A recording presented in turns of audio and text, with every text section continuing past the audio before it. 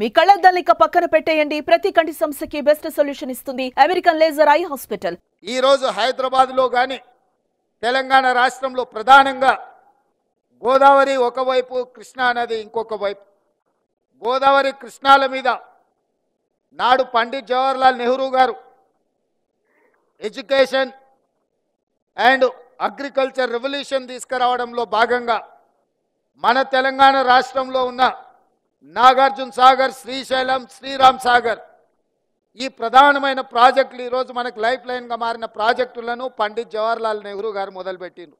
ఆ ప్రాజెక్టులు ఈ రోజు వరకు ఎన్నో ఆటుపోట్లను, ఎన్నో వరదలను, ఎన్నో ప్రకృతి వైపరీత్యాలను తట్టుకొని ఈరోజు నిలబడి కృష్ణా బేసిన్ మీద వచ్చిన వరదలకు నాగార్జున సాగర్, శ్రీశైలం ఎప్పుడో కొట్టుకుపోయి ఉండాలి. నాణ్యతలో ఒకవేళ లోపం ఉంటే ఈరోజు అవన్నీ వచ్చిన ఒడిదుడుకులను అన్నిటిని తట్టుకొని నిలబడి ఈ ప్రాజెక్టులు ఈరోజు ఈ దేశానికి, జాతికి అంకితమై పనిచేస్తున్నాయి. మరి నేను ఈ వేదిక మీద ఉన్న అధికారులు కొంతమందికి బాధ కలగొచ్చు, కానీ మీకు ఐ ఓపెనర్ కావాలి. మన కళ్ళ ముందల్నే కట్టిన కాళేశ్వరం 1,00,000 కోట్ల రూపాయలు ఖర్చు అయినాయి. కట్టడం, కూలడం రెండూ జరిగిపోయినాయి. దీనికి ఎవరిని బాధ్యులు చేయాలో మీరు చెప్పండి. పెద్దలు సామెత చెప్పినట్టు పనిమంతుడు పందిరేస్తే కుక్కతోక తలిగి కూలిపోయిందంట. ఈరోజు కాళేశ్వరం అనే ఒక మ్యాన్మేడ్ వండర్ అని చెప్పుకున్న ప్రాజెక్టు ఇప్పటికీ లిటరల్లీ 1,00,000 crores కాంట్రాక్టర్స్కి పేమెంట్ జరిగింది.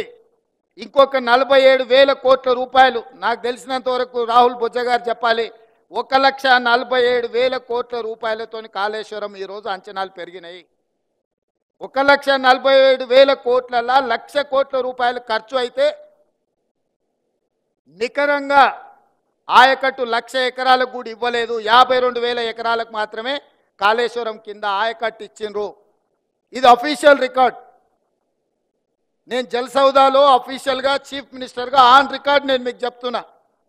ఈరోజు మీరు డిపార్ట్మెంట్లో చేరబోతున్న ఇంజనీర్లుగా ఎందుకు ఈ తప్పిదం జరిగింది? 1,00,000 కోట్ల రూపాయలు ఖర్చు అయిన కాళేశ్వరం కట్టడం, కూలడం పూర్తి కాకముందే జరిగితే ఈ లోపం ప్రజాప్రతినిధులలో ఉందా? పైన కూర్చొని తీసుకున్న ఈఎన్సీలు, సిఈలు, ఎస్సీలలో ఉందా? లేదా క్షేత్రస్థాయిలో పనిచేసిన అసిస్టెంట్ ఎగ్జిక్యూటివ్ ఇంజనీర్లు లేకపోతే జూనియర్ ఇంజనీర్లో ఉందా?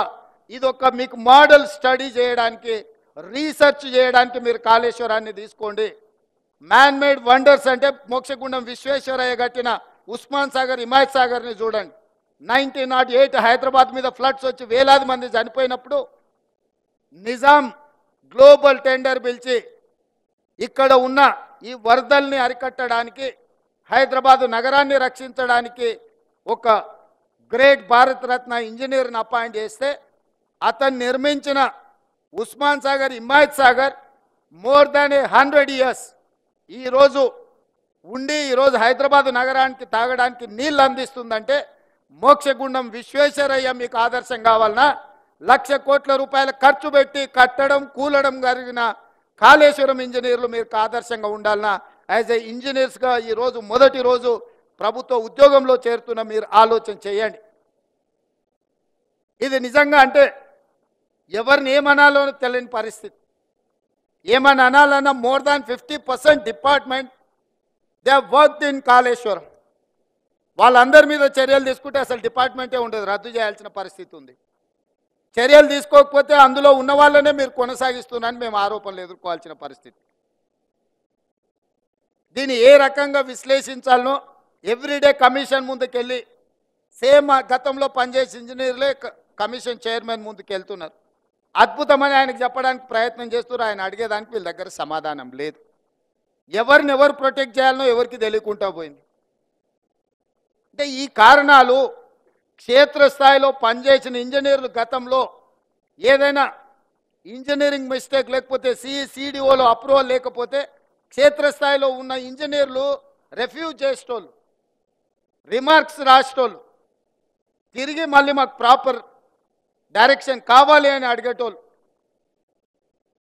డిఈ చెప్పినాను ఏఈ, ఈ చెప్పినాను డి, ఎస్ఈ చెప్పినాను ఈ, సిఈ చెప్పినాను ఎస్సీ, ఈఎన్సీ చెప్పినాను సి, ఇరిగేషన్ సెక్రటరీ చెప్పినాను ఈఎన్సీ, సంబంధిత శాఖ మంత్రి చెప్పిండని సెక్రటరీ ముఖ్యమంత్రి చెప్పిండని సంబంధిత శాఖ మంత్రి.